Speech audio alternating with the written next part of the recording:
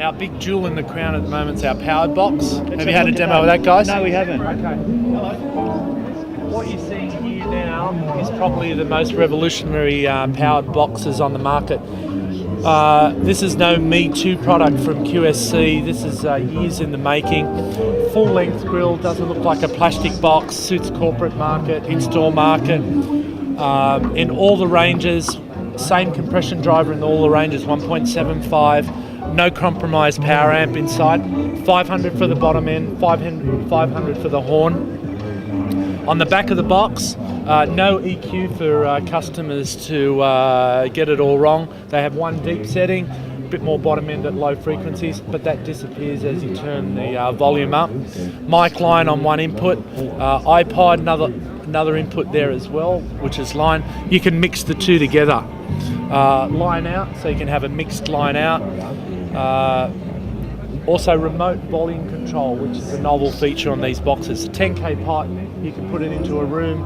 10K pot for the client, no mixer required.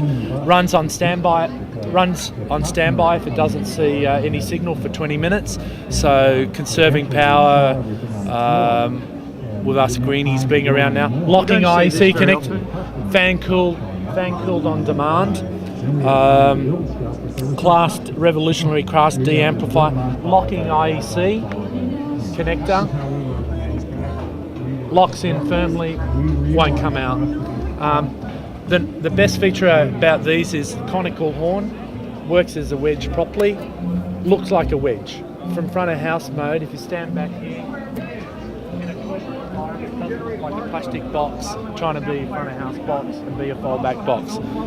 It doesn't look like it looks like a timber box from a distance as well. So just looking at this, so line in, volumes. How do you get a mix between this and this on that? Yes. That might be another mixer coming in, might be auxiliary foldback coming in. This is a balance between that and that? Correct. Yep. Okay. Handles, top and bottom. The other novel feature on this box, tilting mechanism on the bottom. It'll tilt the box 7.5 degrees on the pole, or 0. So you can have a little bit of a tilt when you're on stage, when it's sitting on the sub box. We have a 1,000 watt timber sub on wheels. Now that's a 12? 212s, 1,000 watts in the back of that as well. So you'd expect the amplifiers in these QSC speakers to speak for themselves, really? It's got the QSC. It's got the QSC back. So it's no name amp in the back of a box. That's a handy handle for that too. That is. Kind of like the wheelbarrow. Comes with a screw-in pole. Timber sub comes with it. Now that's the double 12, is it? Double 12. Is that the only sub? Currently, yep. So you can stack any of the boxes or go on top, wheel it into a gig, throw it in the back of a hatchback. Good solid bottom end on this box. Okay, so we've got an 8 and horn. Yes. A 10 and horn. Yes. 12 and horn, and that's different patterns for the whole range, which they've thought about it. And it's got proper mid-range. Is that on the 8 and a horn, it's very wide dispersion, 100 degrees, only because the 8 itself at the crossover point's wide. So therefore, they've matched the horn to the 8. Therefore, when you go to the 10 and horn, the horn pattern changes again to match the 10. So when you use it as a wedge, it works as a wedge because it's quite wide pattern. It's a conical horn. There's no hot spot. It's all even. And they're all got the 500 and 500 bi-amped amplifier modules in them. Same. You could interchange all the amps in the boxes if you had to. So this is just. And that's a plastic. That's a plastic finish. It's a nice plastic ABS sandwiched finish. Yep. It looks like pressed metal for anyone who can't feel it. LED on the front. Tells you whether it's on or not. They're not very loud then? No, they're not very loud when it's off. But the best thing is you can switch it to limit setting and it'll tell you from front of house position via the intensity if it's actually in limit mode. So you can find out whether you're pushing it too hard or not, or you can switch it off altogether if it's annoying you. Yep. And is there a limit indicator? Yes, on the back. Yep. Yeah. So from the front or the back, you can always find out what the box is You doing. said no EQ, but there's the flat No EQ. or the Well, vocal boost. the What's thing that is, at? driveway higher are notorious for blowing things up. Yep. So what they've done is eliminate that. They've got a vocal boost setting there for people that want a bit more cut. And what's that popping up? Is that- We think it's up in the 2K range, just giving a little bit of a shelf there, just to cut through mush in some environments. So, and on the low frequency, external sub crosses it over Yep. at About 120. normal. Normal's flat, and the deep deep is setting running gives it about a bit of low-end lift at around 80, something like that, bit of warmth. But as I say, that disappears the harder you push the box, which is what you want. You don't want a bass setting that's still active at 125 dB, which is damaging the speakers, making it sound unnatural. And it's good, we've got the combi connectors in the back so we can take an XLR or a jack input. And this locking IC, rather than put a power con on the back, which you'll lose and never be able to find in a gig, at least if you lose a connector, you can go find someone's kettle and get through the gig for the night. Yep. The remote volume control can daisy chain to all the boxes, so you can have one volume running all the boxes at one time on a 10K pipe.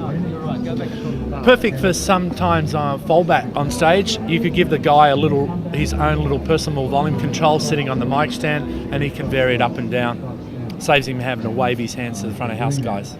Or opposed to reaching around the back and... Yes, looking very unprofessional. Yeah. All right, well, they're a great looking box, and I think that we're going to run with them. They've got enough new and novel features above some of the other brands and models to give them a decent look at, and that also because the QSC branding on the amplifier modules in them, they've got to be decent. Yeah. So what else have we got, Tone? Tone, I could be here for days. Well, you have probably been here for days. We have been here for days, but probably our favourite thing is the Martin Omni line, which is by some of the consultants the most revolutionary box on the market now. We've got this running in corporate gigs, sneaky sound system, touring on the road with guys has been the smallest line array available at the moment. We had a look at those boxes earlier, and they are, what is it, a couple of 4s or a couple of 5s? Follow me.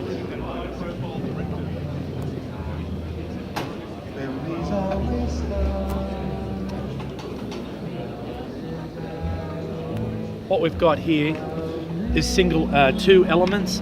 The tightest, compactest array of tweeters available on the market. Therefore, the line array principle still hangs together.